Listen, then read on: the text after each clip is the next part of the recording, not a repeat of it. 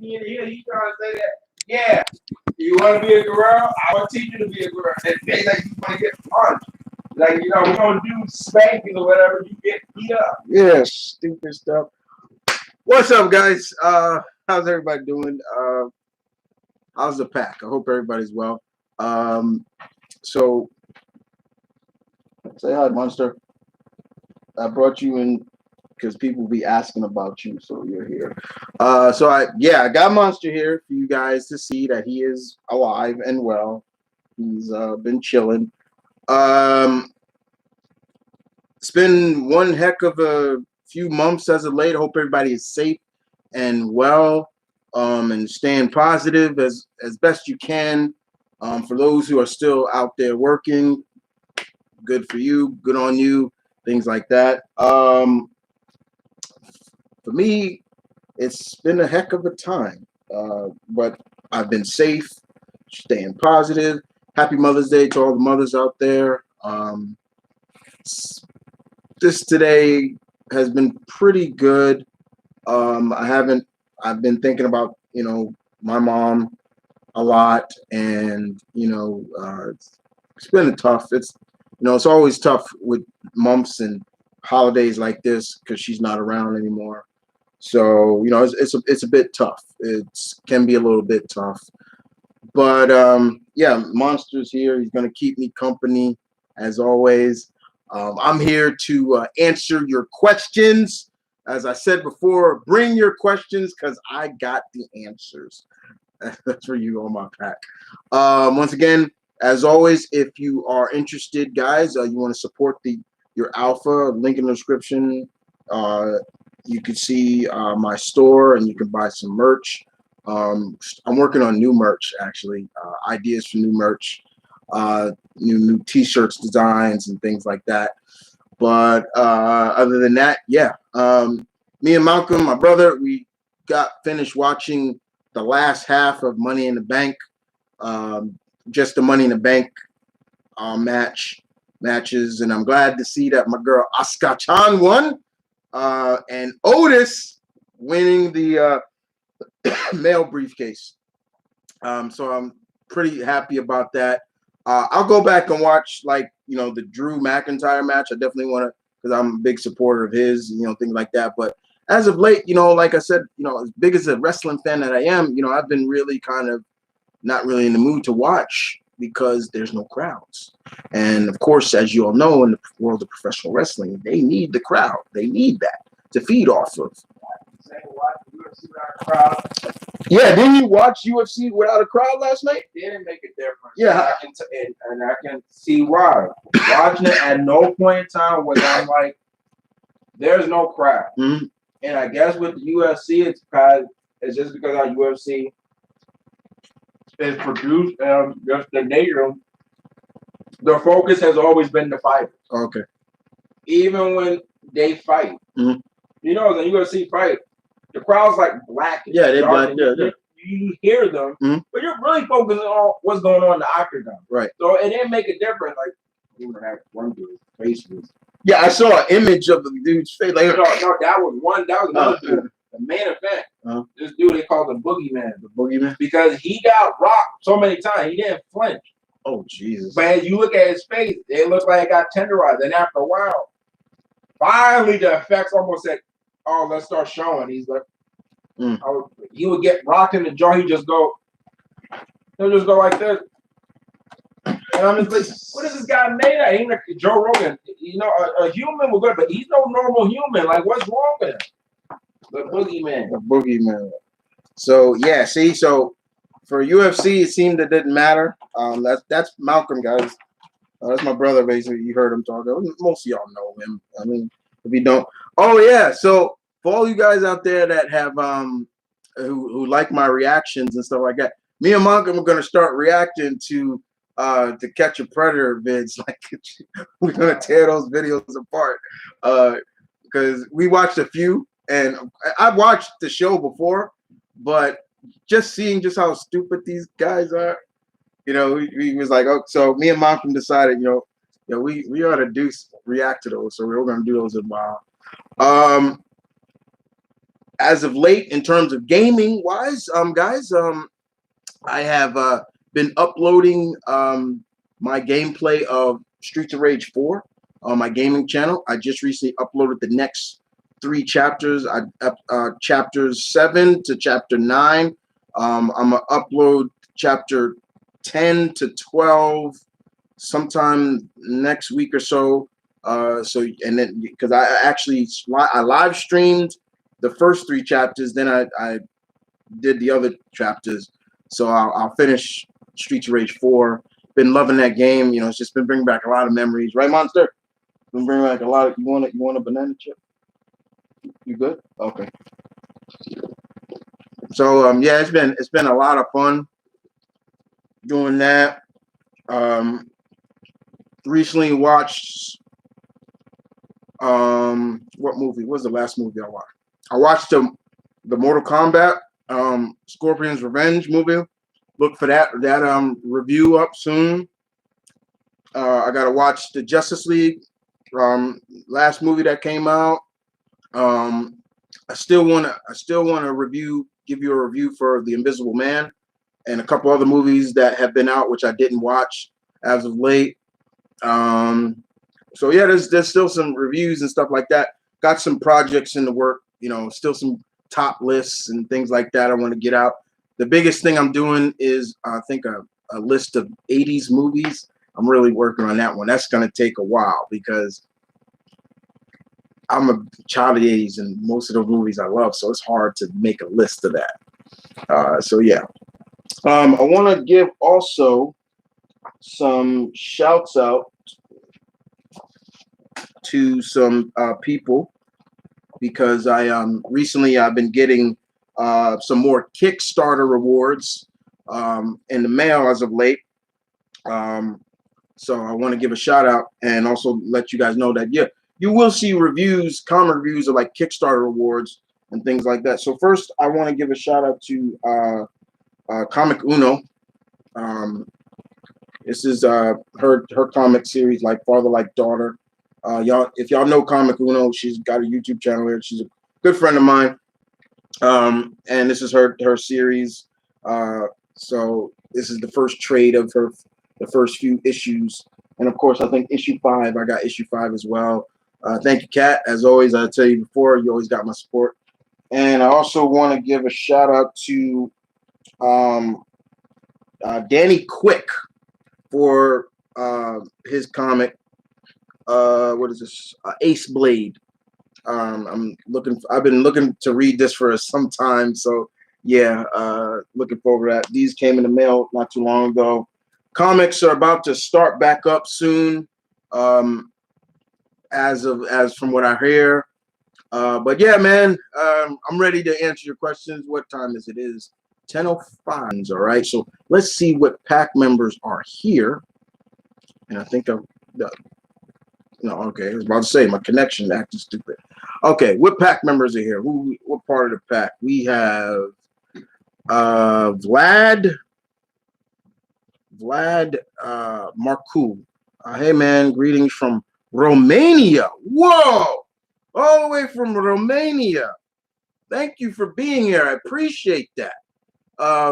Thank you. I've gotten a lot of people from different. I got pack members in England, pack members in Australia. Those are my Aussie pack members. A couple other places, Brazil, but never anybody from Romania. It's really nice. What part of Romania are you from, sir? Tell me, please.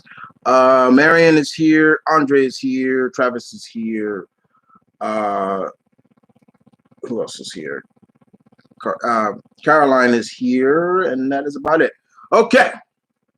In the meantime, let's see what questions you guys got. Okay. So Marion asked me, what's up, Monster? What? He said Romania. Weren't you? No, you weren't there. You were. No, you weren't. No, you weren't. Stop lying. You was not. Sure. You didn't go to me. He's saying he went to Romania. He's lying. Anyway. First question is Chris. What's up, Chris? I know this is the last, but rest in peace, Howard Finkel is late, but yeah, Howard Finkel passed away. We also lost Little Richard this week. Legend. Talk about the architect. Him and Chuck Berry are the architects of rock and roll. Don't let anybody tell you any differently. They call Elvis the king of rock and roll. He's not. And we lost. Who was the other one, Malcolm? We lost another legend. Who? Andre Romero. Pharrell. Yeah, and no, the female.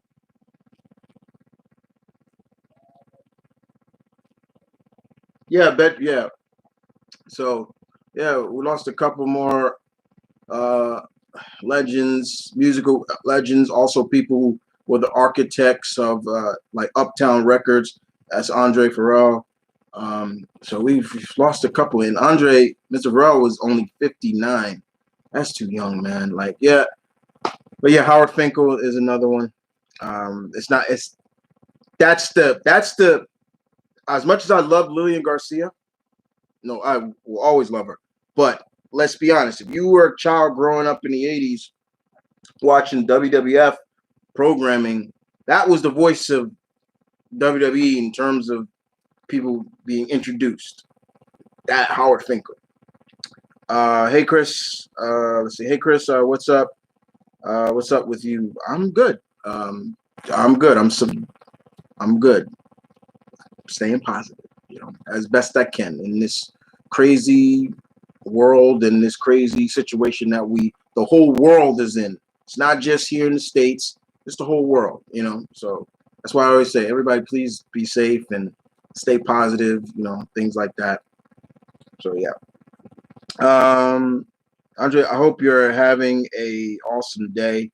Today was pretty good, was thinking about my mom, rest in peace, so it's Mother's Day, and it's hard, still hard to this day not having her in my life. I've lost my mom. It's been over 20 something years now since she's been gone. So yeah, it's hard sometimes. I woke up today, feeling pretty happy. I was like, okay, usually special days like this are just days that remind me of her.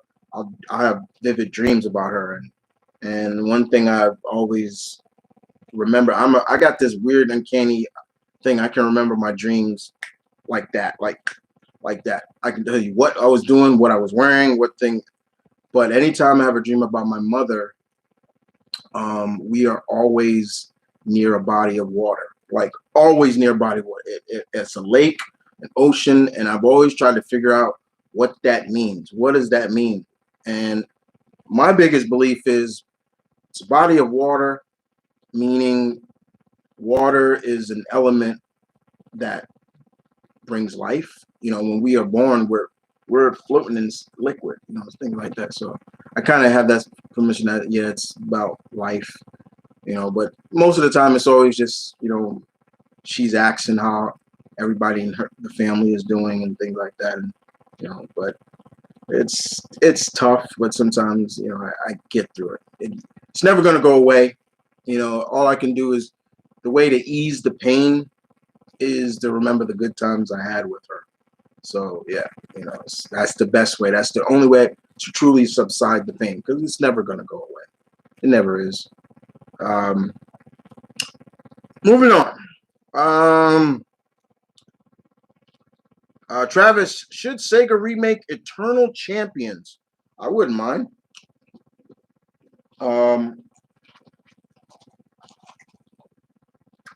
Wouldn't mind at all. Wouldn't mind Eternal Champions remake,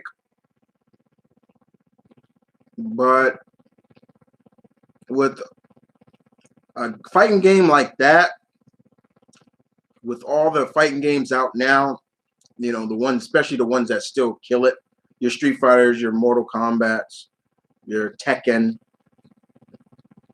I'll even throw King of Fighters in there. King of Fighters is still going. It would take a lot for Sega like, okay, let's bring back Eternal Champions before doing another virtual fighter. If anything, Sega should do that before they even think about revitalizing a franchise like Eternal Champions. That's it. Next, Marion says, what do you think would have? What would you think? Okay, run red. What do you think would have gone down in Full Metal Alchemist if Roy Mustang killed Envy? Wait, didn't he kill Envy? I thought he did kill Envy. He's burned her alive. He burnt the hell out of her. Yeah, Roy killed her. Which one? Because there's two versions. So you got to be more specific with that. I'm sure Roy killed her. He kept burning her. Or was that Lust? Oh yeah, which one? Oh my God, I haven't watched Full Metal. It was because the fat one that had the pudgy nose. What was that? Greed? Jesus Christ! Yeah. Travis, did you hear about? I did hear about. Yes, I just mentioned Little Richard. He was battling bone cancer. That's pretty bad. Andre, so what are your thoughts about the latest Death Battle episode with Kakashi and Obi-Wan Kenobi? I don't care. I do not watch Death Battle. So I can't give you any. I could care less about them. I really do. I stopped watching them a long time ago because their info, they go all over the place in terms of info, and I don't like it. And they leave out key things that would sway in a battle. Prime example of that was when they put He-Man versus Lion-O, and I was just like, yeah, they don't know what they're doing. Let me see. Next question, Marion. Funniest Al Bundy moments from Marry Your Children. Probably when he fought Big Mama. I love when he did it. Yeah. At the time in the 80s, there was this other professional wrestling, an all-female, and one of the characters on there was called Big Mama. She was big. She wore makeup, black and white makeup. It was Glow. Thank you. And he fought Big Mama, and Al Bundy, when he kind of gets serious, he's like, "All right, let's rock." And he decked her up, and she just looked at him like, popped him one. He fell, and she got on top of her and she splashed him. I was laughing at that. I'll never get that one. It was funny as hell. Travis, one thing I can say about Castlevania Season 3, Hector got play. What? I don't know what you mean. And please do not spoil Castlevania because I have not watched Season 3 yet. Hey Chris, this is Andre. Hey Chris, did you know that this year marks the 90th anniversary of Betty Boop? Betty Boop, the 80th anniversary of Dr. Fate. So yeah. And coming up soon will be the 30th anniversary of Sonic the Hedgehog, and Sega has something big planned for the Blue Bomber. So yeah, wow, Betty Boop, and she hasn't aged a bit, except she's not in color. Work's been kind of slow since cartoons went to color, but she still got it, right? Get it? Y'all know where I got that from.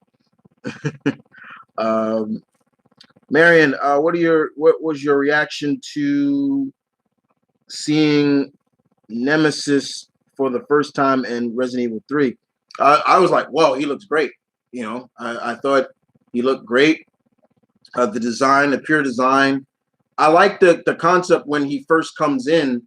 It kind of gave me a little bit of a Doomsday vibe. Like Remember how Doomsday, when they first showed Doom, he was in that suit, like you didn't see what he looked like underneath until finally the stuff came off him. That's kind of, I got that Doomsday vibe from. And I'm still not quite keen on this. If Capcom is really going to do a Resident Evil 4 remake, I'm really not. It's still, to me, it feels like they should do a Resident Evil Code Veronica remake. It's been 20-something years since that game came out. And if anything, that one needs more of a remake than RE4. Next up, Caroline. Are you losing hope of ever sitting in the movie theater again? No! No, I'm not. It'll take some time, but no, I'm not. Marion, I meant to say Full Metal Alchemist Brotherhood. Okay. In Brotherhood, yeah, he didn't kill her, if I'm not mistaken. I think Brotherhood is more faithful to the manga than the original one, if I'm not mistaken. Or is it the other way around? I think it's but yeah, Brotherhood is more faithful to the manga. So I thought it was interesting. I was like, okay. I'm sure y'all heard about the new anime that's coming for the world of Inuyasha. We're gonna see Sesshomaru's daughters, as well as Inuyasha and Kagome's daughter. In this new series. The biggest question everybody's wondering is, who is the mother of Sesshomaru's twin daughters? Who are they? Who's it? I swear to God, if it's that little girl that was traveling with him, that's disgusting. I'll like, no.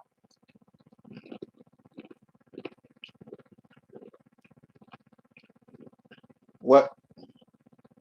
Yeah, it would be nasty. Yeah, yes, Monster. That would be nasty. Yep, it would be nasty. It would be nasty if, after all these years, Sesshomaru boinks this girl that used to travel since he knew since he was a kid. No, that's disgusting. I hope they don't go that route. I really hope they don't. No, wait, hold on. Oh, let me refresh the page. Let me make sure. Refresh so I could. I'm getting spam. Okay, Big Lloyd. Big Lloyd. Is that Big Lloyd? Yeah, Big Lloyd. Thoughts on Mortal Kombat Aftermath, my dude? Looking forward to it. Looking forward to Aftermath because this is the first time in the Mortal Kombat history, as well as I can say in fighting game history, that we're getting an extension in the story. Nobody else has done that. Not Tekken, I'll say, yeah, even not Street Fighter. Nobody's done that. This is a new extension in the story.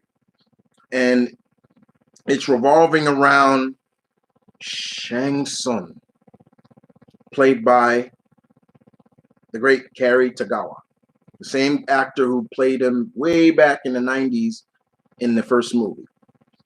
So in some ways, it's like my friend Tyler said, like, you bring him back just to have him in the background, and things like that. No, use him more,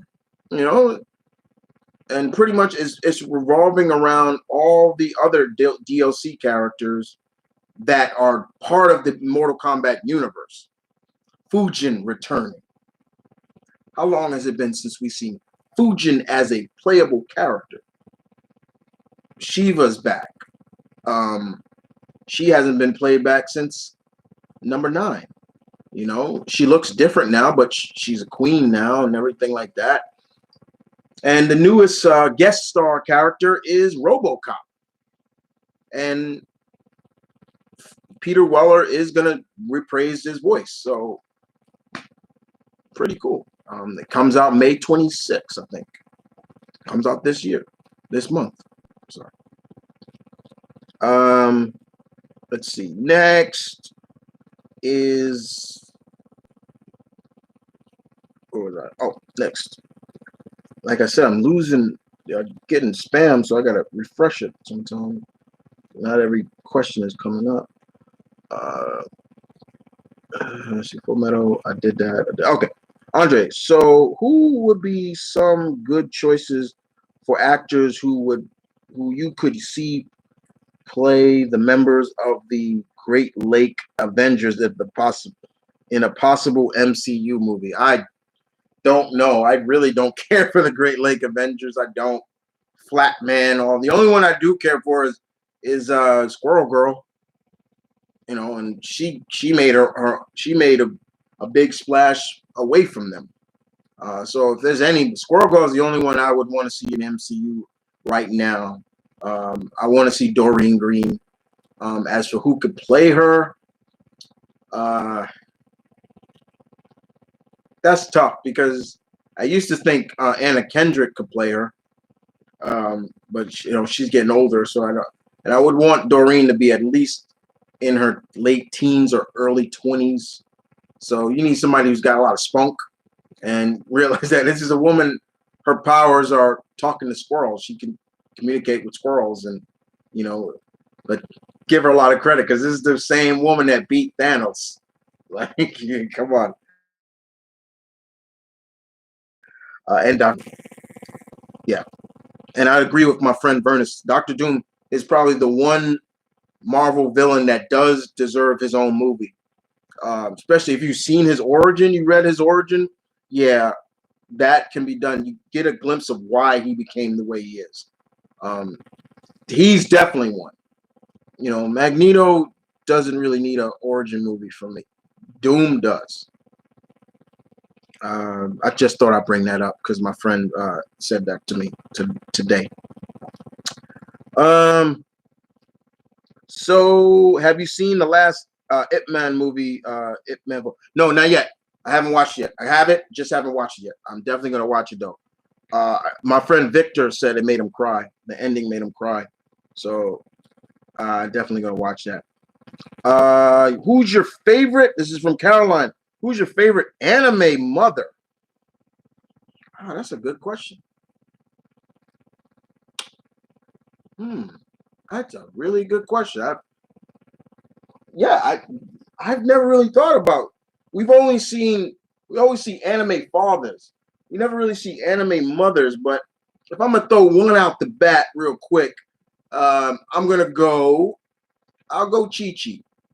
Say what you want. Yeah, she's a little overprotective, but Chi-Chi is a badass mother. Like, she will protect her babies to the bitter end, and she can fight. So give respect. Shouts out to Chi-Chi. That woman can throw down. Definitely. And Bulma's become a pretty good mom too. Give her credit. Bulma, we saw her before, then she built herself into a pretty good mom. So I'll definitely throw the Chi-Chi and Bulma in there. Those are some of. I'll definitely throw those in there. I guess you go Sailor Moon too. She's a mom. She actually is a mom. So yeah. But there's a couple more. But yeah, right off the rip, I'll go Chi-Chi. Marianne, out of all the Godzilla rogues, who do you think is his biggest opponent, destroyer?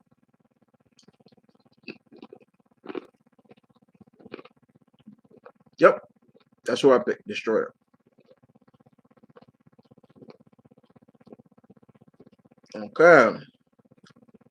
Travis, where's Spider-Man storyline? Do I have to answer this? Because I've answered this like thousands of times. One more day. Stupid shit. See, I can tolerate the Clone Saga, but I cannot tolerate one more day. Not one bit. Andre, hey Chris, what are your thoughts on the Star Wars Clone Wars finale series finale? I don't know. Haven't seen it. Did you watch Gundam Ironborn Orphans? Nope. It's on the list. Haven't watched it yet. I got so much anime to watch. It's crazy. Chi-Chi keeps Goku in line. Yeah, that's the one person Goku is somewhat afraid of. Chi-Chi. This guy can battle everybody else, but Chi-Chi keeps this guy in line. You know, it's something. Come on. Let me refresh the page again. Big Lloyd again. Thoughts on what? Thoughts on. Wait. Thoughts on. Oh, Boba Fett returning. Yeah, I talked about that yesterday. I did a live Geek Thought video yesterday, and I talked about 5 geek related topics that I wanted to talk about, and I just didn't have the time to do it. So I just said, let me do them all straight. And yeah, I talked about Boba Fett returning to the Mandalorian 2 with Tamar Morrison reprising his role. Yeah. I'm cool with it. You know, it's cool. You got to remember that the Mandalorian takes place after Return of the Jedi. It's not after the current movies now. It's after Return of the Jedi. So yeah, I'm happy. It's cool. That's real nice that they're bringing back Mr. Morrison, who played Boba Fett. And the last time we saw him in terms of playing live action, was the Clone Wars? Yeah, Clones. Yeah. So yeah.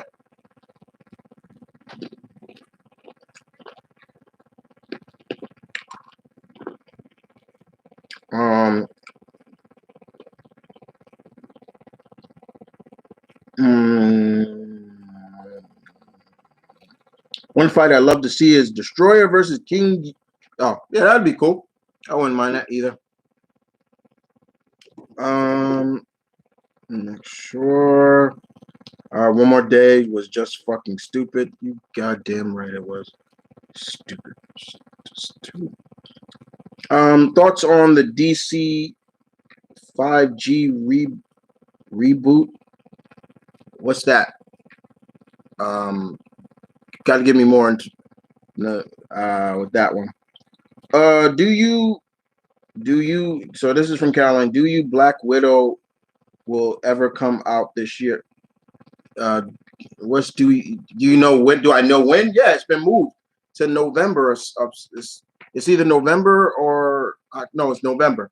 It's coming out this year. They moved it to November. And that's fine. You know, right now everybody keeps saying, "Oh, why don't they just put it on the Disney Plus app?" No way is that gonna go. No way will that movie be put on just digital with all the money they put into that movie? No way. No way. That's the same thing about Wonder Woman. No way they putting those movies out. So on the digital platform and things like that. No way. So John Wick has been moved. All these movies. So it's what happens is this. The pandemic happened. And of course we should have known that was going to happen. Conventions have been closing down.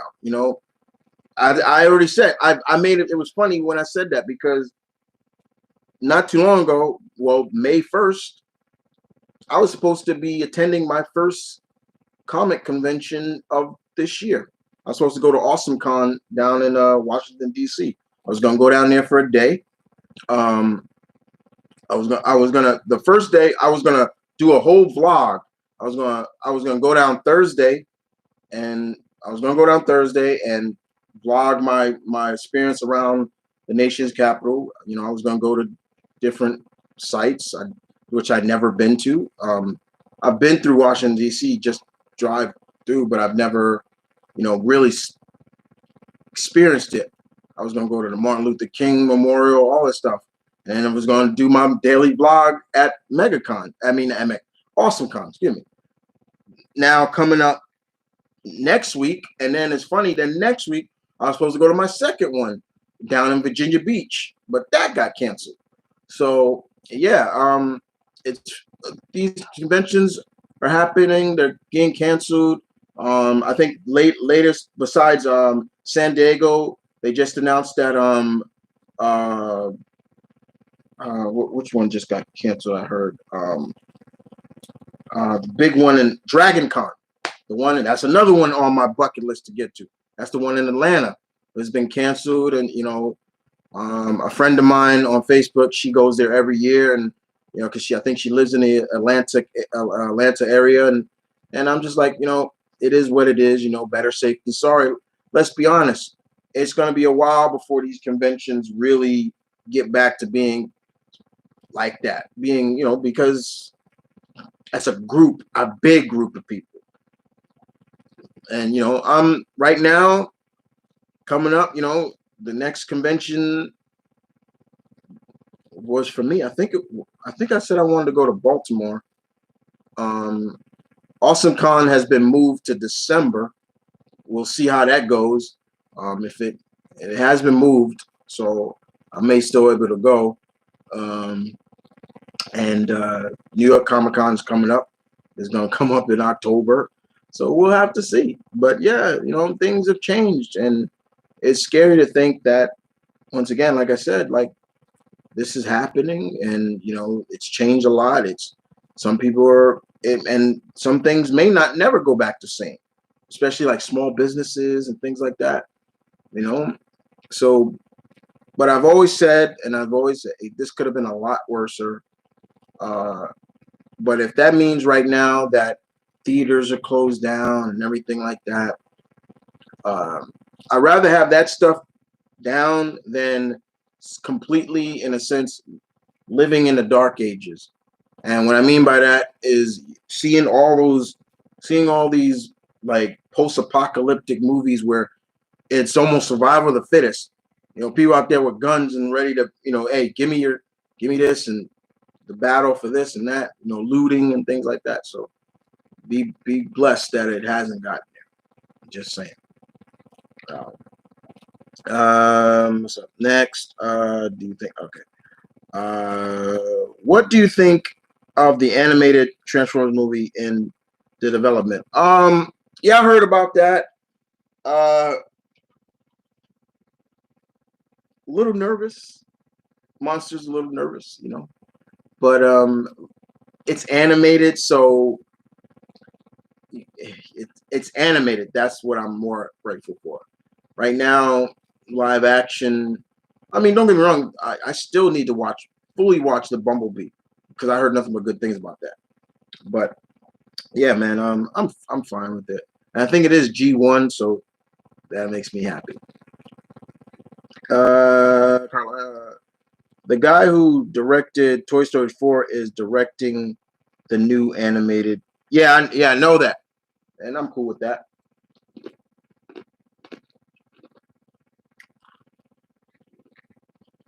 So DC Comics are planning to do another widespread reboot the other year or next year that will pretty much age up all the current heroes and bring on younger legacy characters to fill in the roles. Interesting. I don't think that was needed. You don't really need to be rebooting it again. WCW was poorly managed. Yeah. Anyway. Never Stop. What's that? Never Stop Gamer. Hey man, I watched a lot of your FBE reactions videos today. Oh, thank you, Monster. He watched a couple of videos. You were a part of those. Remember that. Monster says thank you for that. If Hurricane was here, he'd say thank you too. But Hurricane's been on a lifelong vacation, or I should say a sabbatical. But every once in a while, he comes out, or you see his do something that I would never do, or something like that. Okay, Tony is here. Hey, Chris, how are you? There you go. How are things in New York with that? is a lot of things is going on. For example, living in the city of New York, at a certain time now, the subway system shuts down for a few hours to basically clean out. They shut down every night from 1 a.m. to 5 a.m. Governors, and they get a complete cleaning. That's crazy. That's never happened. That's never happened. But now it is.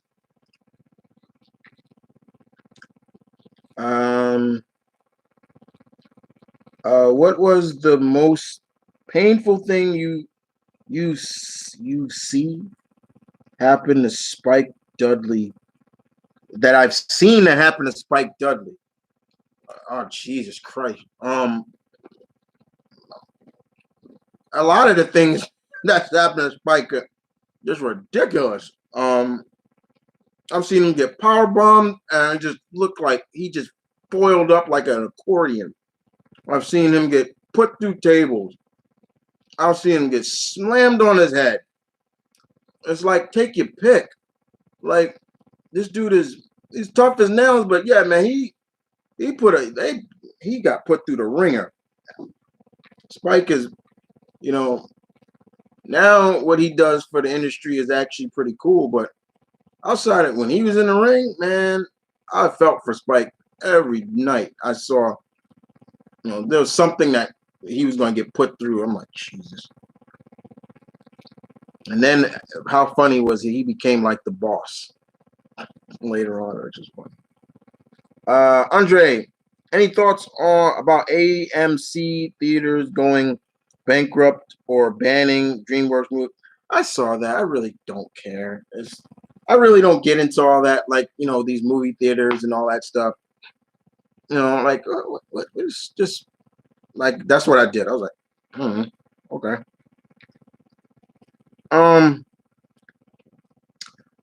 Let's see. Next up, got somebody new here. Oscar Legend. Are you a MCU fan or a DCEU fan? Well, here we go. We get this question a lot. Don't we get that question a lot, Monster? Yep. They do that. They always ask me that question. Are you a DC fan or Marvel? I grew up with both. Okay? I'm not gonna deny that. As for the movies, their movie side of things, I like them both. But yeah, of course, right? Marvel is killing them, is way ahead of them. But as you can see, DC now has really started to find their own niche. And with Captain Marvel, you know me, I won't call him by the S name. Aquaman, Wonder Woman. I didn't see Birds of Prey, didn't care for it because that's not Birds of Prey to me. They got the new Batman gonna come out. Really wish not. But Wonder Woman 84 is gonna come out. So yeah, but with Marvel, Marvel's any reason why. Here's the reason why Marvel's been more successful, because of that. One man's vision. Kevin Feige. You can give credit to the directors and everybody else, but Kevin Feige is the architect of that universe. Period. When he says he has lived up to everything he said he wanted in this universe, he has done it. So him saying you're definitely gonna see the Fantastic Four, you're definitely gonna see the X-Men, all that stuff. Believe him when he said that. Trust in Feige. So yeah, if anything, I like them both. But yeah, of course, ahead of the game is MCU. But I've been a comic reader for over 20 plus years, dude. Like, so a lot of the stories that they're telling in the movies, I've already read. But the way they have adapted a lot of the stories, some have been great, some have been good, and some have been a little had me like, no. A good example of that, as much as I like the movie, is Ragnarok. I was like, this could have been a really dark Thor movie, but it wasn't. And I think for Thor, it was needed to go the route they did.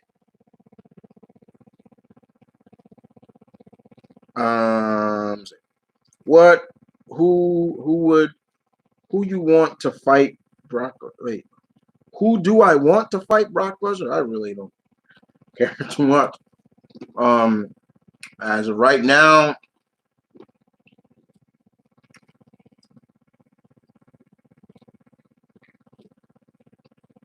I would like a proper match, another match with Drew and him. I really wish I'll give Bobby Lashley that match because that's the only reason why he really came back. But there's no real build to it. They got to really build that back up if they wanted it. But I really don't want to see Brock on TV anymore, really, that much.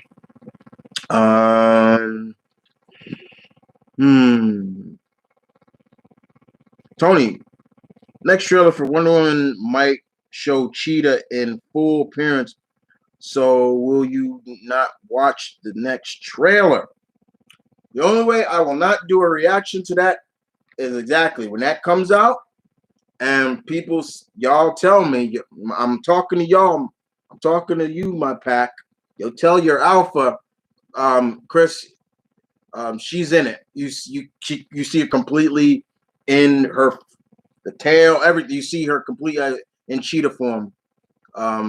So I advise you either to edit it out or don't watch it.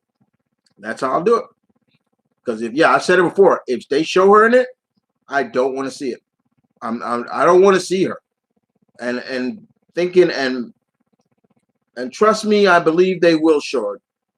That's something should be saved for a movie. Do not show her. Do not show Kristen Wiig as full cheetah. Not at all. We all know trailers show too much as it is.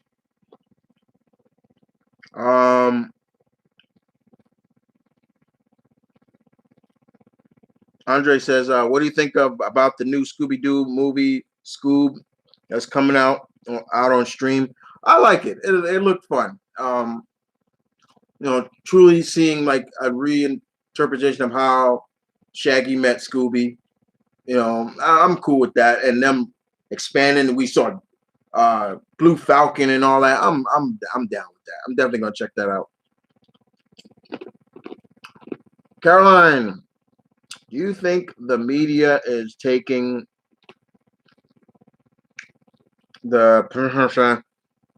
trust me, I have to say that because YouTube might do something stupid and take my way out of proportion.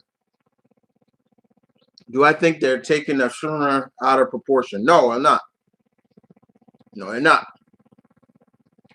They're taking it very seriously, but there's certain people in the White House that seem to don't want to take it serious. And I think we all know who I'm talking about. Scooby Doo or Scooby Doo Zombie Island was actually a little scary. Scooby Doo Zombie Island was great.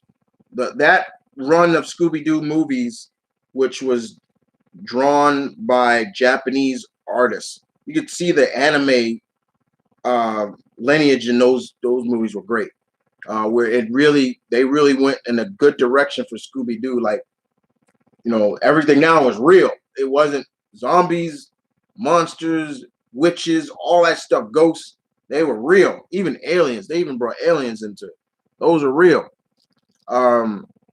So yeah, I love. And then they ruined it with that last one, Scooby Doo Return to Zombie Island, and I'm like, what the? Ruined it. Along with the detective side, what else would you want Pattersons Batman to showcase? Well, I said his detective, mostly his detective and his fighting, his martial arts skills, definitely. All right, don't go back to that crappy stuff they were doing before. Still to this day, Ben Affleck's Batman, in terms of martial art fighting, has been the best portrayal of that. So I so wanted to see Scoob in the theaters. I wouldn't have mind. I probably wouldn't have seen it in theaters either. I probably would have had to wait, but Yeah, I'm fine with that. Andre, so do you think that the idea of the Inhumans can be saved or salvaged in Marvel Comics? Yes, they can be salvaged. Or yeah, in comics and in the MCU. Till this day, I still feel that they should have never, ever, they should have never moved the Inhumans to TV. That should have stayed a movie. But now with Disney Plus and Kamala Khan coming, Kamala Khan is an Inhuman. So somewhere down, they gotta have to acknowledge that.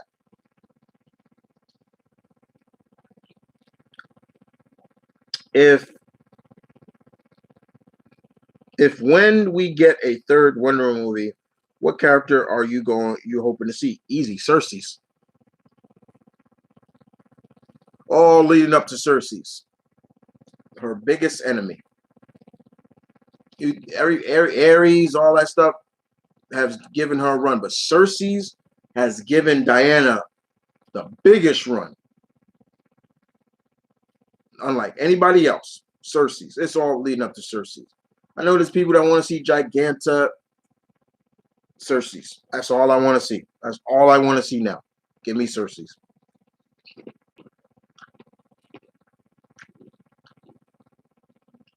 Played by Eva Green. Yeah, there we go.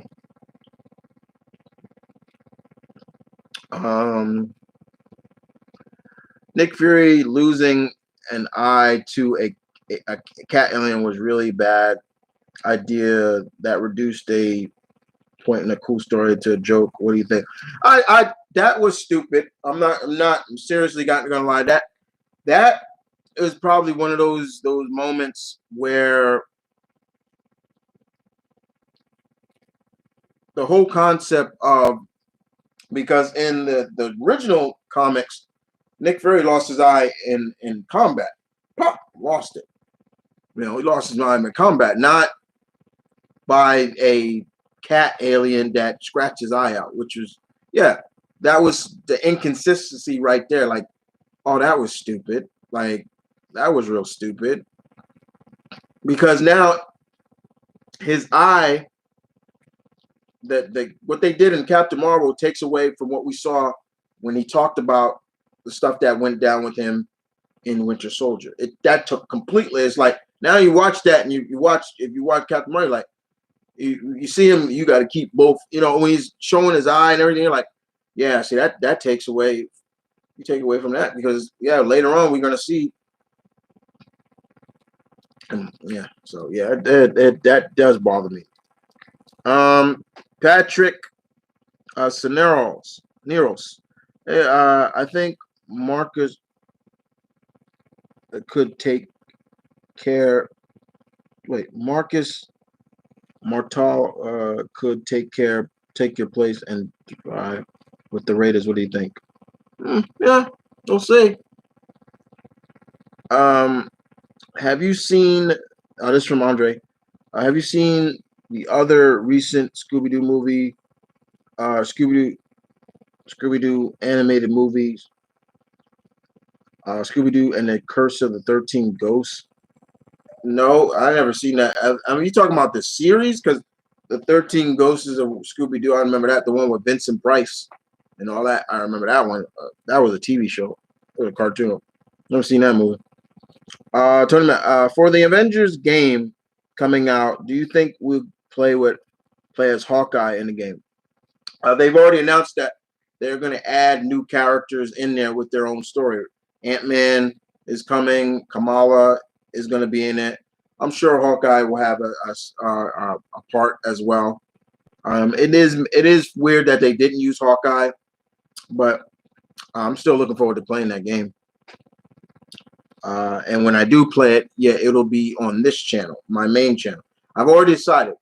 Comic, anime related games on the main channel. Everything else goes on my gaming channel. Have you watched the third season of Ducktales reboot? I don't call it a reboot. If you have, what you thought? I'm loving it. I've loved this remake since the first episode. Since when I heard David Tennant was going to voice Uncle Scrooge, I was down because the fact that they got a real Scotsman to play a Scottish character, I was like, yeah, and I love it. Last episode I watched it was dealt with wrestling. It dealt with wrestling and I guess you could say Ragnarok in a sense, the end of the world. And it was funny. Scrooge was a heel in that, and he had to face this serpent that was, if he won, he the end of the world. And it was a good episode. But I've been loving it. I've been loving it so far. Looking forward to seeing where else they go with it. It's been just great. It's been just real good. They introduced Chip and Dale, which was fun, and the way they introduced them was perfect. I was like, okay, that was great. I know they're going to introduce an older Kit and Molly from Tailspin. So we're going to see Kit Cloud Kicker and Molly Cunningham older in this. So yeah, we're going to see that. Basically connecting all the Disney cartoons. It's been great. It's been great. You know what else I watch, which is actually good, and I recommend it. It's another Disney show called The Owl House. Good show. Really good show. Really good show. Pacing is good. The storytelling is good. Don't sleep on that. Good show. Next up, what Hanna-Barbera character do you think will get their own movie after Scoob? Blue Falcon. There you go. Blue Falcon and Dynamite. DDF. Sorry. How do you hope Cersei will be portrayed in the movie? The badass that she is. She needs to be portrayed as the badass that she is, where power is not going to beat her. Because at the snap of her fingers, she could wipe Diana just like that. It's going to come down to outthinking her. Cersei has turned Diana into a pig. And I'm not just... When she was turned to a pig in the animated series, that's based off a comic. She did that in the comic too. Turned her into a pig. That's how powerful Cersei is. She could just do that, no problem.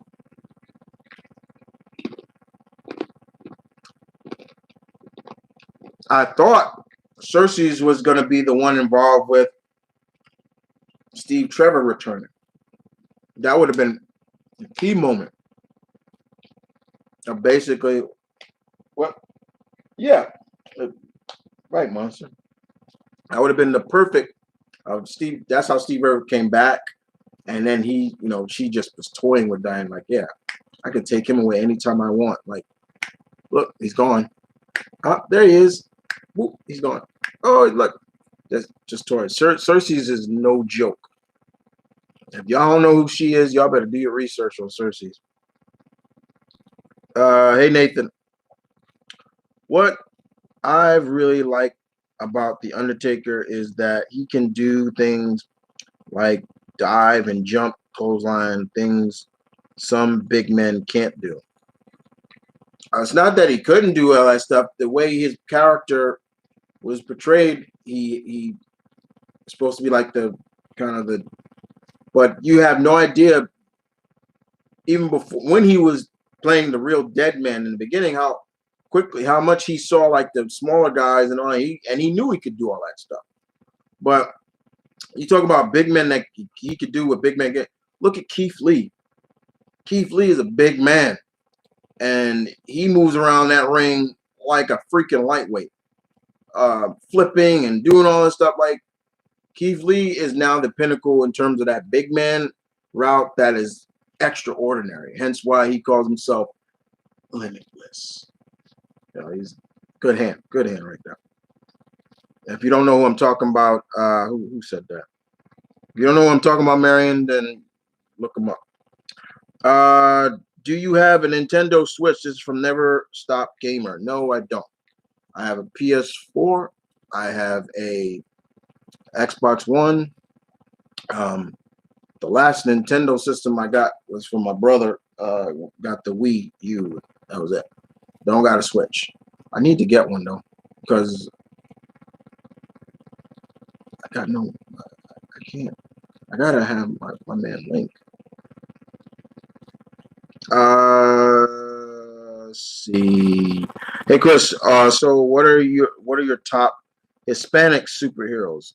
You just gonna have to find out about that one, because that's actually a list I have coming up soon. Can't give you that out. Sorry. Next. In my opinion, Guardians of the Galaxy Volume 2 is better than 1 because they really develop characters further. We have emotional moments, and well, unfortunately, I mean, that's kind of like, it's not really kind of like saying much, like that's why it's better, because of course the first one we were being just if you didn't know who those characters were, yeah, you were just being being introduced to them for the first time. A lot of people didn't know who those characters were. I did, yes.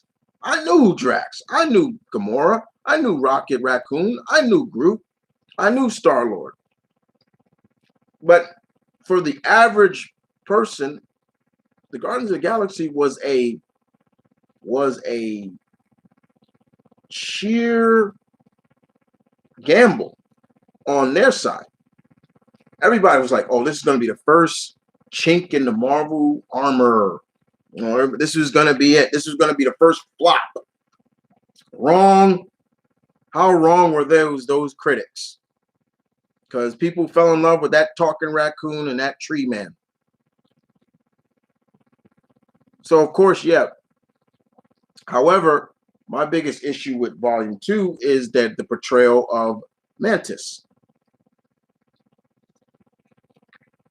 Far cry from her MCU portrayal is a far cry for what she truly is. Yes, she is able to touch people and feel their emotion because she's empathic, but she is far from just that. She is so much more than that. But they didn't do it. Ego, the living planet, I was fine with that. You know,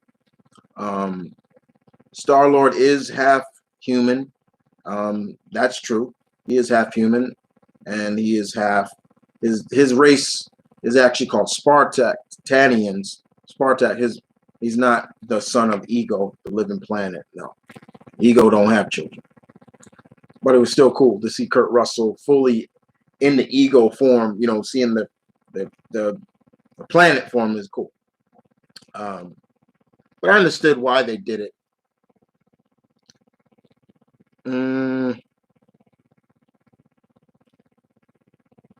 Have you seen Justice League Dark Apocalypse? Nope, haven't seen it yet. I have to. Do you think when they introduce Storm, they'll make her a love triangle between T'Challa, lose the H. It's T'Challa. There's no H. It's just T'Challa, not how you say it. Sorry. I don't like to be a grammar hound, but that's how you spell it. Ororo and Nakia. No, I don't. I don't think they're gonna go that. First of all, Nakia is supposed to be a villain. She's not a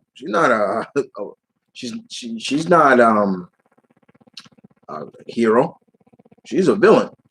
She was a former Dora Milaje, and she wanted to be more than just that for T'Challa. You know, she wanted him to be his and hers, and that kind of snapped. And she has powers and everything. So whenever she shows up, she's like a wanted criminal for Wakanda. Yeah. But I know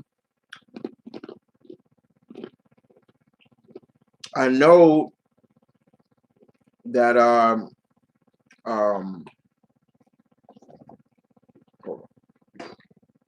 I know oh my God, how much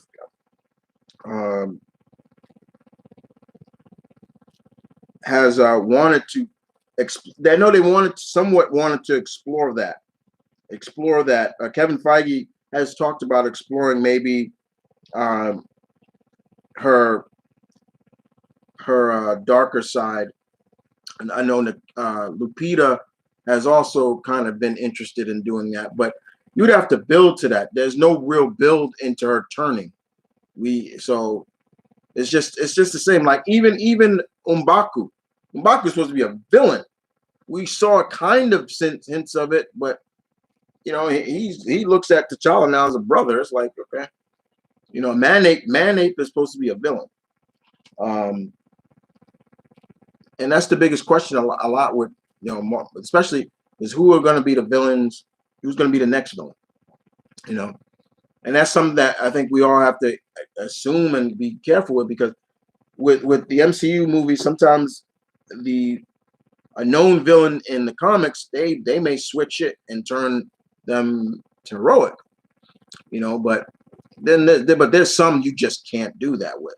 Like, for example, the character that's going to be in Black Widow, Taskmaster. There's no way he turned him hero.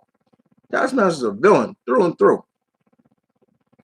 Melinda, the character in the movie played by oh my God, how am I forgetting her name right now?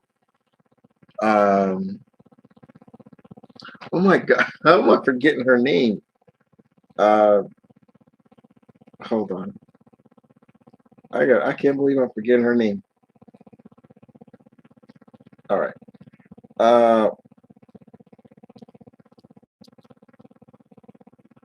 Rachel Weisz's character. There we go. Rachel Weisz, Melinda. Comic-wise, she is the Iron Maiden, a known villain, and got so much hate for Natasha. So I'm still skeptical about her. Like, I'm thinking she's gonna turn, but we'll have to see. Let's see what's up. But no, I don't think they'll. I do feel that they can introduce Storm in somebody else's movie, because I don't want all the X-Men just introduced in an X-Men movie. Spread them out. Let's see. Marion says, I've been enjoying Owl House. Who was your favorite character there?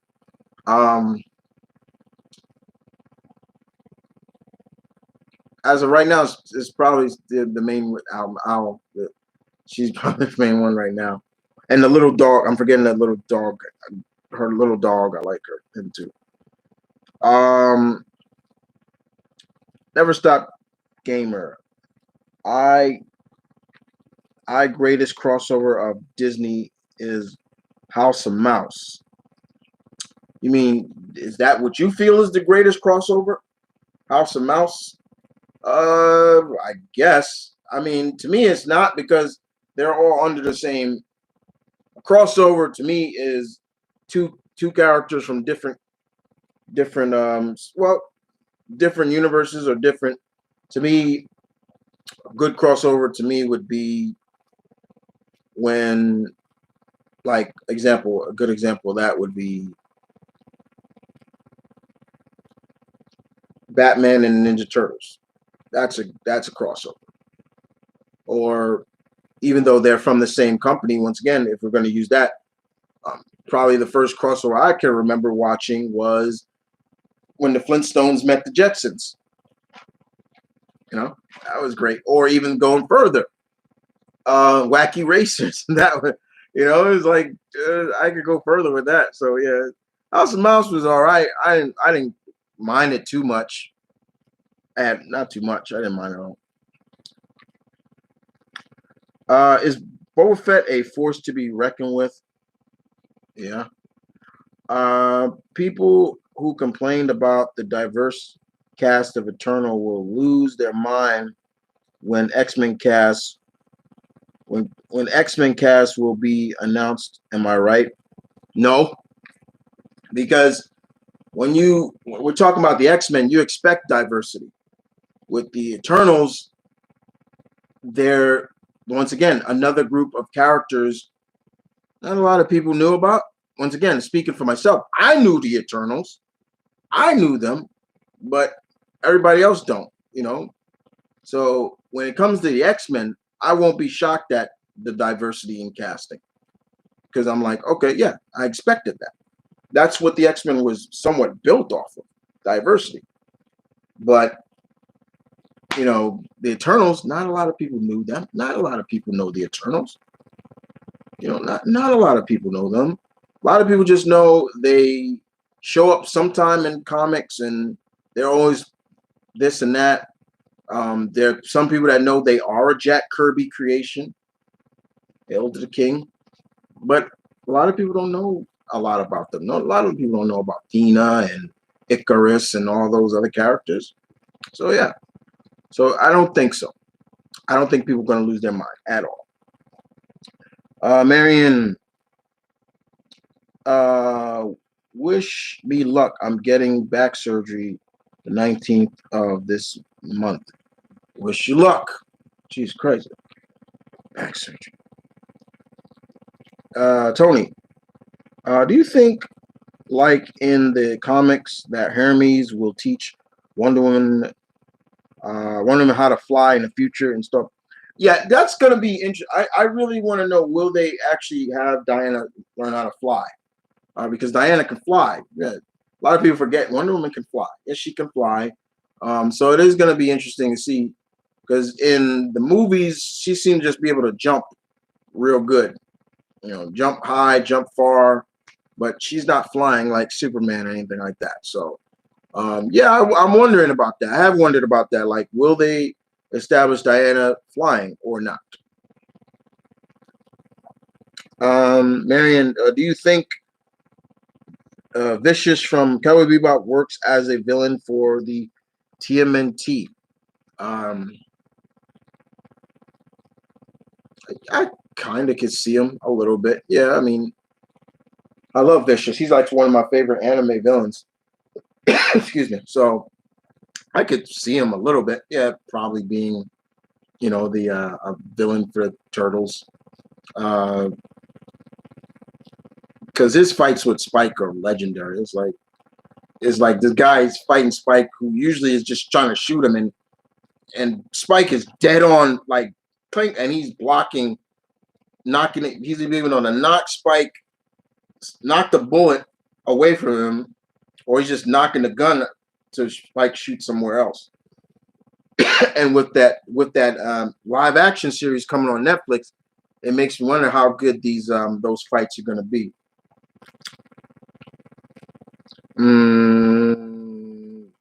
Tony says, in my opinion, Guardians of the Galaxy. Oh no, I read that already. Sorry, damn it. Oh, here we go. Since Dr. Doom has been already used twice for Fantastic Four movies, do you think they'll introduce him again for the first, or do you think they'll use a different villain? You cannot not have Dr. Doom. They still have not. Doom is needed to be introduced. They've still not really gotten Doom right. And I just talked about that before. Doom is probably the one Marvel villain and one of the greatest comic villains ever to be created. I wouldn't be surprised if Feige announces Dr. Doom will be our first villain-centered movie. His origin, if you don't know Dr. Doom's origin, I recommend you read it online or wherever. His origin alone is a movie right there. Like, you get to see what made this guy the way he is, from his upbringing as a child to losing his mother to making that deal with Mephisto to the arrogance. You see where the arrogance came from when with his rivalry with Reed Richards, everything. You know, where he got his armor from, you know, all that stuff. So yes, Dr. Doom will definitely be introduced. But as a villain, yeah, as a villain. In terms of the FF, there are a lot of villains they could add. Finally, get Annihilus in there, Blast Star. The Negative Zone is definitely going to be introduced. I wouldn't mind them bringing Diablo into that. Diablo would be good. Mole Man, I definitely want to see Mole Man and the Moloids. Impossible Man, which he's not really a bad guy. Psycho Man, Jesus Christ, there's a bunch of, you know, Puppet Master, you know, there's all these great Fantastic Four villains they could add. Okay, what time is it? Oh, good, we're still good.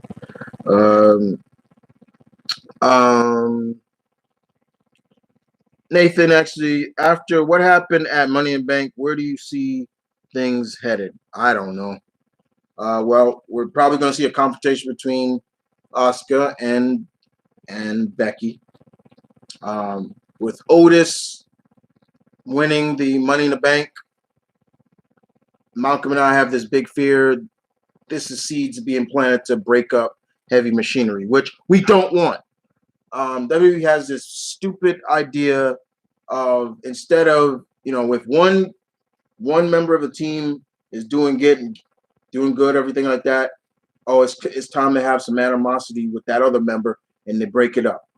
And there's prime examples of that. So with Otis, let's look at it. He got the girl. Okay? Everything's going his way. He got the girl. He got the girl of his dreams. He got Mandy. Now, he recently got Money in the Bank. He has an opportunity to cash in, to take the title from Braun or whatever. Where does that leave Tucker? Instead of, now, logically, you would want to see Tucker be a good friend and back his boy up. Yeah, good. All right, but bro, look, you got this title. All right, yeah, you got a chance, an opportunity to become champion, my man. I got you. You have my support. I got your back. Everything like that. But in WWE standard, this mother. Everything's going your way, huh? We are through. That's what we're scared of. Period. Tony says, do you think that Aquaman is a possible in a possible third movie could like lose his hand and have a hook for? I really don't want that. I don't want that look. I hate that look. I hate the hook look. I hate it. That was Peter David's run too. And I love Peter David, but I hated Aquaman with the hook. I hated that. Big Rick. Hey Chris, how you doing? I think that Namor could be an interesting villain for Black Panther or even Mephisto. How about you? For me, I actually want Mephisto as a villain, the villain for Black Panther, because I want them to start tapping into the mystical side of Black Panther, which he has dealt with. He has dealt with Mephisto. Read the full run of oh my god, why am I forgetting names right now?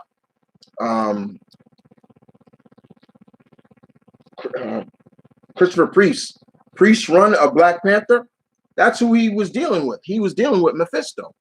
Namor, I know they touched on that. You know, to me it'd be fine, but to me, if anything, I still feel Namor should be introduced through the Fantastic Four or so. You know, I still want that because we still need seed plants of the Atlanteans. We have not seen the Marvel Atlanteans yet. We need to see them soon. We definitely need to see them, but I think it's also because Namor is still somehow stuck in limbo with Universal, and I don't know what the hell think about that. Man, did you know that Steven Universe ended? Yes, I did. I want to thank you for always being positive and open-minded in our times where comic books and other sci-fi projects are becoming popular and not being like other YouTubers ranting about anything. Oh, well, thank you. The older I've gotten, the more I'm very open-minded now. That I'm starting to see where creative-wise, in terms of directors and all that, are going. Why they're not like staying always so true to the source material, but still staying true at the same time. I've seen some of those rants where some of them just go way out of proportion and way out there. That's the darker side of nerdism that I don't like. But me, I'm speaking for myself. Yeah, there are some differences. Like for me, one of the big things I've always said about like when I know a lot of people are like, oh, they don't need to reintroduce Wolverine.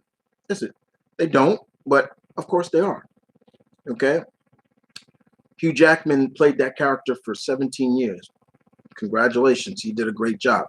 But even Hugh Jackman wants to see a newer version of the character he played and see, because he did an interview about it. He talked about like, I want to see, because there's still a lot that Hugh Jackman never touched that Marvel can touch and could make it even more people to like really like, okay, get behind them.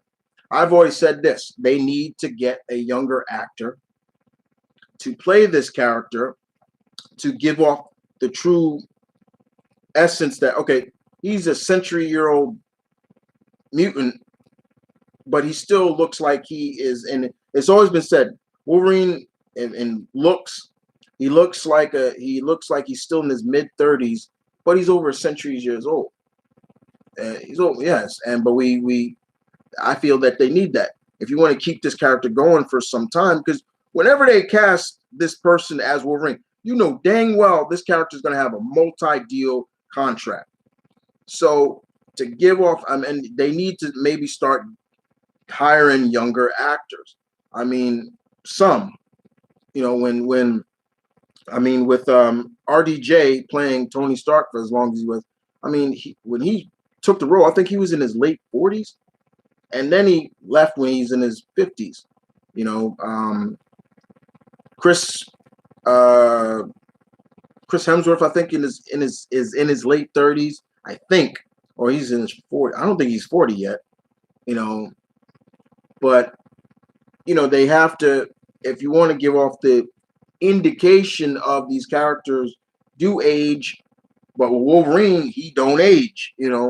I still feel that they can sell this character off through not just introducing him in an X-Men movie. Introduce him, I keep hearing all these rumors about, they're going to do a Hulk versus Wolverine and pay homage because that's where Wolverine was first introduced. Hulk, number 180. He was introduced through that.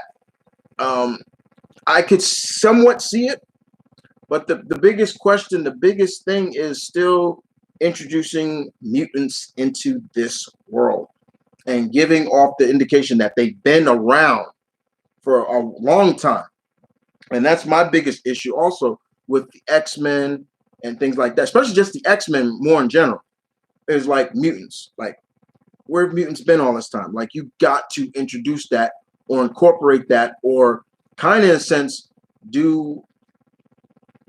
somewhat do a little bit of an end game, but flip the world in the sense of stating that mutants have always been around somewhere stating forth. I had a friend of mine that said maybe they can say that Xavier would wipe the world clean of mutants, like nobody remembers mutants around. Like, and that's not a stretch to believe that he couldn't do that. Cerebro amplifying his powers, he can wipe anybody's memory. He could wipe the whole world's memory if he wants. He's done it in the comics many times. But the point is, it's the indication of where, how, why, and mutants are. The same thing with when they introduced Blade. That's also going to be a big question. Okay, Blade, how long has this character been around? Where have vampires been all this time? And the biggest and most for me, that's a little bit more easy. See, vampires, they could easily just say they've been around, but so secret, nobody's even noticed that. And that could be really easy. Like how? And then the question also, I went into detail about this. The vampires never took out like high profile people. They always hunted people, fed off of people that just people may not miss, like, but the biggest question still is like vampires in general. Like, but to me, it's easier to like, okay, I get that one. They could be very secretive. The secret world of the vampire. Fine. Never see them too much, so that's fine. But Blade has. Because it always comes down to, in some ways, of when they introduce new characters into the MCU, it's kind of always like, where have these characters been all this time? Where have they been? It's like the Battle of New York is always going to be that pinnacle point. Like, where were they? What happened to them? With these characters now being introduced, that's going to be introduced in the Disney Plus shows. It is going to be some of them not so much.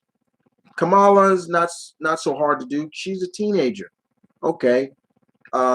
Jennifer Walters is definitely going to be not that hard some way too, but one thing that they can't deny, and they should not, I mean, they can do it, but they should not retcon, is that she's Bruce's cousin. Like, that's a pinnacle moment, a pinnacle part of her character. She is blood related to Bruce Banner. Who else they introduced? Moon Knight. Moon Knight is not so hard, that because Moon Knight, Mark Spector has been a government, he's been a CIA agent, he's been ex-boxing champ, and he's been a mercenary. And it was his mercenary work that caused him to die. He was killed by another mercenary named Bushmaster, Bushman. Bushman left him for dead, and the Egyptian god of the moon and vengeance resurrected him back to life, and he became the moon god's avatar. And of course, Moon Knight was born. But the fact that they're going that route of like, did he really die? So they're going the whole crazy route, which ever since Bendis, they really started putting a real indication on like, he's got a dual personality. He's got multiple personalities. He's crazy. It was never that way in the beginning. Like, he had those different personas and he used it to his advantage. Jake Lockley was the cabbie that he would use when he's on.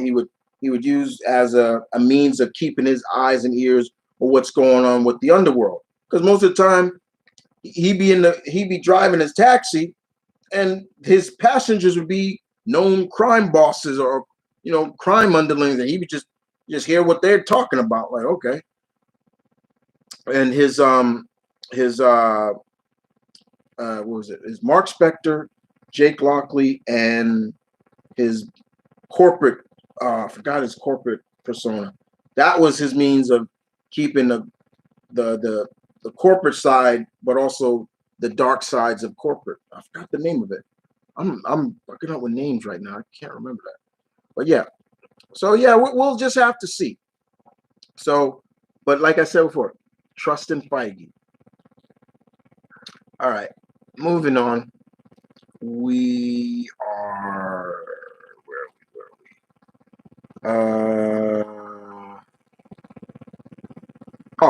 thoughts on the She-Ra season 5 trailer. Shit's about to get real. It's going to get real. Looking forward to watching the final season. It's been a real good season. She-Ra has been a really good. That's been a really good show. And I'm glad they kind of went the route they did. Because for all those who don't know, She-Ra is actually the twin sister to He-Man. That's his sister. They were separated at birth, but they really need to do that to give her her own character. So I don't mind that they did that. Who said that? Claude Kiringa. I hope I'm saying your name right. Okay, Tony, there are rumors that Peter Capaldi may portray Mr. Freeze in the upcoming Suicide Squad movie. Do you think that is true? If Peter Capaldi is playing Victor Freeze, I know he's in it. I know Peter Capaldi is in that Suicide. If he's playing Mr. Freeze, yeah, okay, I'll give it a shot. I really don't want him because I love Mr. Freeze is my favorite Batman villain. You know, he's still got to be that sympathetic. We'll see. That's just a rumor. That's the first time I actually heard that rumor. Caroline. What? Oh, you want that? Monster wants that. Monster, did you like him as the Doctor? Monster? Oh yeah. Okay, Monster. Let me ask you. Who was your favorite Doctor? Who is your favorite? You're smart. Good boy. Just like me, Tennant. Good man. All right, moving on. Did you know that Taika Waititi, the director of Ragnarok, is directing? Yeah. Mr. Waititi is gonna direct a Star Wars movie. That's congratulations. Congratulations indeed. Tony Montana, be careful online because there are people spoiling The Last of Us Part 2 without everywhere, so beware. I've seen that. One of the guys that I look at as a mentor, Tyrone Magnus, was spoiled by that. So yeah. Chris, are you going to play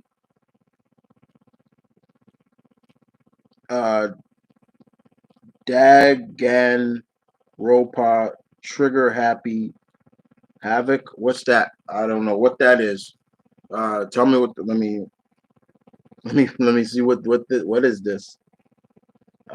I don't know what that is. So let me see.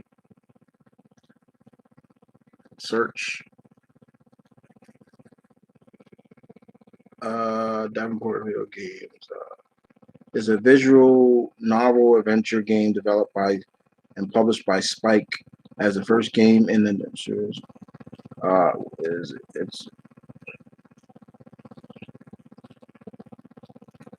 It's in Japan. PS4. What does it look like? Looking at it right now.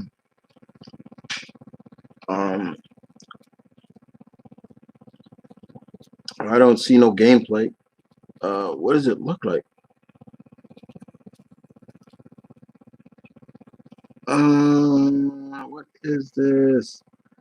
I doubt I will play this. I've seen. I'm looking at it. I doubt I'll play that. That's not something. If it's on Steam, or it looks like a game, looks cool, but I probably won't play it.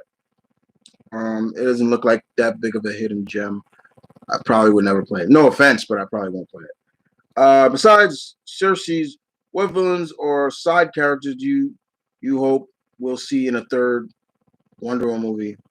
As of right now, it's just Cersei's. I care less about it. I'm cool with anybody else, but I just want Cersei's. That's all I want.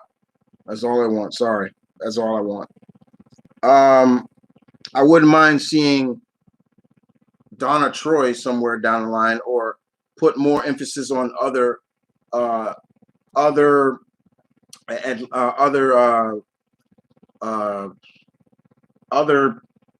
Amazons like Artemis and people like that. Tony, do you think in terms of job for a wait? Do you think in terms of job for a living, Sue and Johnny will be TV actors or scientists? No, actors? Hell no. No way. Johnny, no. They don't need to. Everything is gonna come right out of Whit Reed. Like, I still feel the best route to go with the best route to go with the Fantastic Four of introducing them into the MCU is kind of go the Lost in Space route. They have been lost in space for years, and they finally were able to get out. And being in space, meaning the negative zone, they've been in the negative zone for years, you know, and they come out and they come back out, and the world has changed. I wouldn't mind if they kind of. I like this approach that some of these characters are going now, like they were, like it was like a period piece. And if they go that route with the Fantastic Four, like maybe they started out in the 60s and they got lost in space in the negative zone. And there is capabilities that the negative zone does slow down aging. You be there for too long, it will slow down aging. Boom. They come back out. They're able to break free. They come out of the negative zone, and then that's where they got their powers. And boom, there you go. Just saying, it could go. They could go that route, and I'm not saying it wouldn't work. Scientists. Like I said, Sue never was described as a scientist, and I wouldn't mind it. Johnny, scientist, please. You're on your mind with that one. Johnny could just be he can later on be like a kind of like something like Josh McGrath or something like that, or Tony, you know, dirt, like you know, motocross, things like that.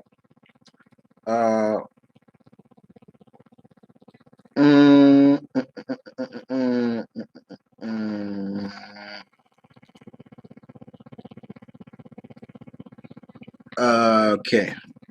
Brittany Edwards. Why put kid in your name when you're an adult? Simple. It stuck with my name in terms of, yeah, I'm an adult, but I get that all the time. Like, you don't look your age. Like the Outlaw Billy the Kid. He was a grown man, but he didn't look like a Billy the Kid. So it kind of stuck. It's representing of, but also the name represents also where I live in New York. So there you go. Sorry that you're shaking. I don't know what to say about that. Next up, do you think Andy Serkis could play as Grodd, since he is great as playing apes like Cersei? Like, he's great at playing apes. He's only played one ape. He's never played any other character. But Serkis, Mr. Serkis, I think he's going to play Alfred. I think he's going to be Alfred in the Batman, because he's in that. So, but I wouldn't mind it. It's not that he couldn't do it. Do you think the X-Men outfits in the MCU could be like the ones from the 90s animated show, or be like different? I want them in costumes. I want the X-Men costumes. I want everyone individual. I want the original blue and yellow, and later on everybody getting like their costumes that they should have now. No way should they just be looking like basic black and all that. Like, no, they're done. Nothing. I want Feige to do one thing, and I've said it before. Feige should take a look at everything Fox did and be like, everything they did, we're doing completely different. So, in my opinion, not so much focus on Magneto. Let's get the other villains in there. Not so much focused on Wolverine. And he's a popular character, but there are other characters in there. Make Cyclops look like the true leader, field leader he's supposed to look like. Not, let's be honest, you look at Fox's version I don't care. All of them. They all sucked. They completely dirtied Cyclops. He was a chump. And so yeah. And that's basically it. So my field is that Feige's gonna do everything differently. Everything.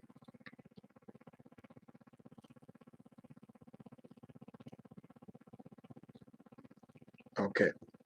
Get ready to wrap this bad boy up. All right, next up. Tony, do you think that in WandaVision they will explain that Wanda is a mutant and that her powers do not come from the Infinity Stone? They have talked about that it's been said almost in the handbook that the power of the Infinity, I forgot, the staff, it probably already had awakened something that was already in her. For all who don't know, yes, Marvel has gone out to say her and Quicksilver are not mutants. They're not the children of Magneto. To me, they will always be that. You don't change that after 40 plus years just to change it for stupid reasons because of that. She needs to be a mutant again. They both are mutants, and she also has trained in the art of chaotic magic with Agatha Harkness. That is her teacher. Somewhere down the line, they're probably going to have that, like she trained in mystic arts. Whether it's because she's with Doctor Strange and she's starting to try to figure that out, I don't know. But there's a lot of questions that's going to be needed to be answered in WandaVision. And I'm looking forward to it.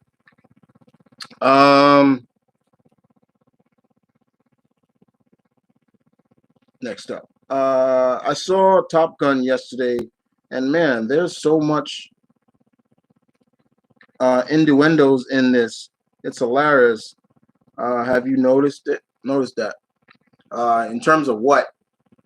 Because Top Gun is just it's like one of those movies that I watch, just enjoy it, and it's going to be interesting to see this new one, because I think one of the characters in it is Maverick's wingman's son, and he's blaming Maverick for his death. If you remember, he had what's his name had when he tried to eject, the pod didn't open up when he cracked he impacted his head. That's how he died. Sucks though, but he shouldn't be blaming that on Maverick. By the way, because I am from the French-speaking part of Switzerland, so I speak French, not German. Oh, okay. Did I even say anything like that? Did I say that? I don't remember saying that. Okay. French part of Switzerland. Hey, okay. Rick. This is Rick, one of my Aussie Pack members. Like I said, have you watched the Star Wars, the Clone Wars? I really enjoyed it. Yeah, I watched it. Tony Montana says, I trust Wakiti for Star Wars, but I hope Star Wars fans will calm down, because mere hate of the sequels have led to changes in the sequels trilogy. Do you agree? Star Wars fans can get as rowdy and crazy. No offense, but I like Star Wars, but I'm not a uber fan. Like some of them, like they get sick and crazy. I will say that the past few movies, they could have been better. I feel that Kylo Ren should die. He should have died. They should have not tried to redeem him. Once you kill once you kill one of your parents, there's no redeeming that. I'm like, no, fuck it, kill him. You kill him. Like, don't redeem that. The fact that he killed Han, I was like, yeah, kill him. He's dead. He's dead to me. Kill him. and he's been that way ever since. Like he's a villain. What I did not like is that bringing back you know who, because I won't spoil it if nobody's seen it. And I thought that was like, oh, that was weak. That is why I always felt that they should have introduced the extended Star Wars universe, Mara Jade and all those other characters, and kept that canon. Not now, okay, we're gonna go off of, we gotta make up now stuff after what happened after Jedi and all that stuff. They should have kept it from the extended universe. And there I could see where some fans why they are upset with this stuff. It's like, and I can understand, because Mara Jade, Luke Skywalker's real wife, she is great. And it was like, man, there's such an opportunity to introduce that character. So I can understand some, but a lot of it I won't accept. Okay, moving on. Let's see. Thanks for addressing that, Tony. Okay. Okay. There's a chance that RUJ might return as Iron Man if it is not as altered version of a hologram. I believe that was. There's rumor that he's supposed to come. He's gonna return in a Blink Black Widow or something like that. And you gotta remember, Black Widow is after the events of Civil War, so I can understand that. But anything with him coming back, no. Tony Stark is gone. Like, don't bring him back. There's no need to bring him back. Sometimes you got to be able to move on from characters for the greater good, to expand, not just expansion, but to now put somebody else in that category or in that role. You know, even Steve, an example. You know, would I want to see old man Steve again or sometime? Kind of, but you know, let Steve, you know, live out the rest of his life. You know, and even with that, that's still, there's a lot of inconsistencies with what that was.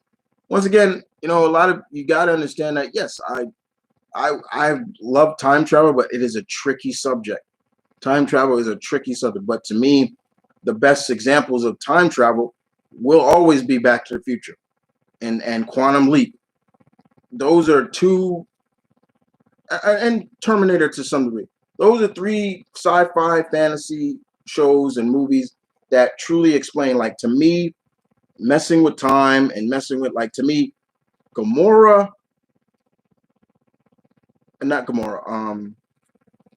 Nebula, she killed herself.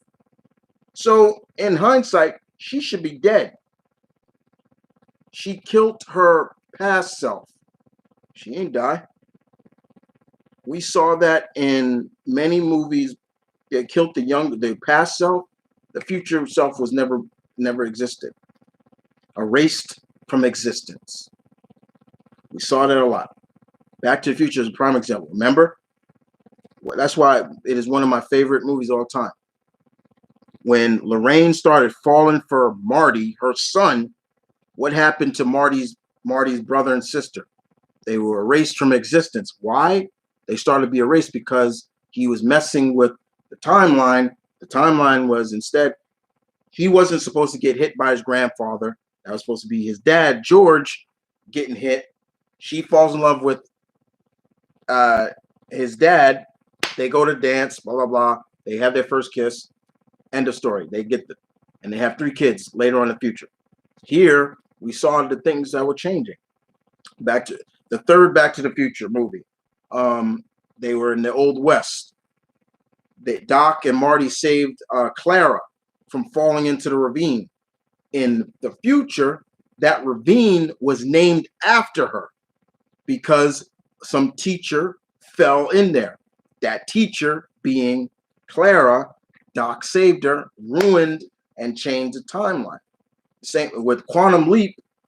The one thing that made sense was, no matter what, there were some things he could not change, but he could kind of alter the perception and the history of the person he leaped into.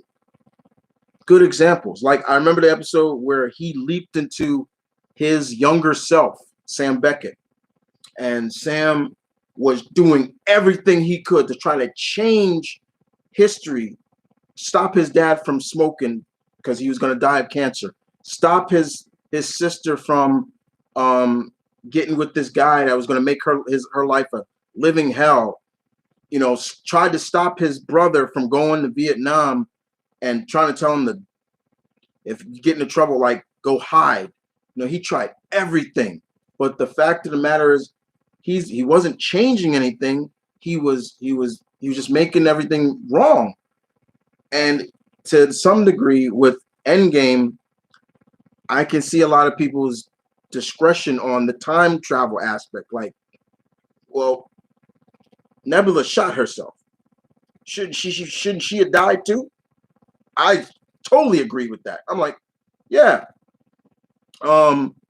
Even yes, with Thanos, it's different. They killed Thanos present and future. Okay, that's no problem. So, like I said before, time travel is definitely a touchy subject. It's a hard idea, and sometimes people get it right, some people get it wrong. But with Endgame, it felt like to me they went into it with all this ideas, but they didn't really go into it thinking straight about it. You know what I'm saying? So, but it's a toughy subject. It really is. Since the Russo brothers will be directing a remake of Hercules, what are your expectations of the remake? I don't have one yet. I'll think of. I'll have to sit on it a little more. I'm still sitting on it. I really am. Are you looking forward to Assassin's Creed Valhalla? I still want Assassin's Creed in feudal Japan. I still want that. But we're getting Vikings. I'm cool with that. Okay. Tigerzilla Gamer. Sorry it's been so long, Chris. I'm late, but hey, it's fine. I'm already telling us I'm about to wrap this up, but it's fine. What's your favorite year of cinema? Shoot. I'll just give one off the top of my head. 84. That's a good one. So how do you find Disney Plus so far? It's good because, you know, a lot of stuff is just nostalgia, but all the stuff that's on it, a lot of it I have in my collection, like box sets and stuff like that. Not everything, but some. Let me see. Marianne says, what do you think makes Darth Vader such a popular character in Star Wars, in your opinion? Darkness. It's hard to say because with Sith characters, it's like for anything. What made Darth Maul so cool? What made Darth Vader so cool? Think about that. Tiger said, in your opinion, what's the best Pixar movie? It's a tie for me between Incredibles and Toy Story. 2021 is going to be lit with all the movies reported. So besides the MCU movies, what are the movies you're looking for, expecting most? John Wick. Wait, no, John Wick. John Wick has been moved. John Wick 4. I think there's the Ghostbusters movie, Godzilla. There's a bunch of stuff. Okay, if you could make one Marvel movie, a rated R movie, what would it be? A rated R movie. When they do a Wolverine again, probably. There you go. I would even say Moon Knight, but that is what it is. Most underrated cartoon villain in your opinion? Underrated.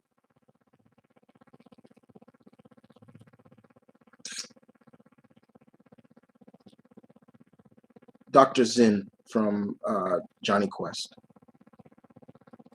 There you go. All right, that seems to be the last of it.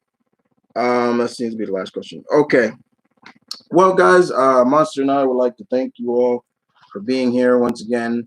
Appreciate it as always. As you guys know, My open mic Q&A sessions are always on Sundays. They're always on Sundays. They're never on another day. I officially moved them all to Sundays now, but I don't do two. I will do another Q&A for the month, but that will be pre-recorded. So when I give the notion, you'll know. Thank you as always, guys. Please like and subscribe. Continue the road now for me now, because I've reached 10,000 pack members. Now it is 20,000. Finally to reach that. I keep upping my goals every time I reach the gold. Now the goal is to reach 20,000, and then I'll move on from there. But other than that, guys, thank you.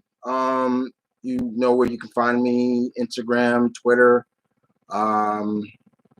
Here, you know, if you I do have other channels, and I do manage those channels pretty good.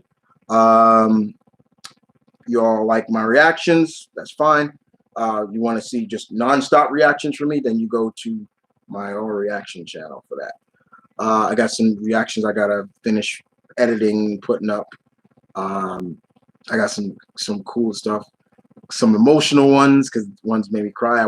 I did a reaction to 10. What is that? What is it? I forgot. Let me make sure what it was. What was it? It was called. What was it called? I did a reaction to 10 terrifying deaths in animated movies. Whew, yeah, that got real emotional for me real quick. Thank you again, guys, for watching. I'll see you guys next time. As always, be safe, stay positive, guys. And to all those out there that are still working, once again, things like that. But most importantly, stay positive. That's the best way I could do. Until next time, as always, guys, this is your Alpha. Peace and love. Stay tuned. Keep it real. As always, Monster, you want to say bye to everybody? He said bye. Y'all take care.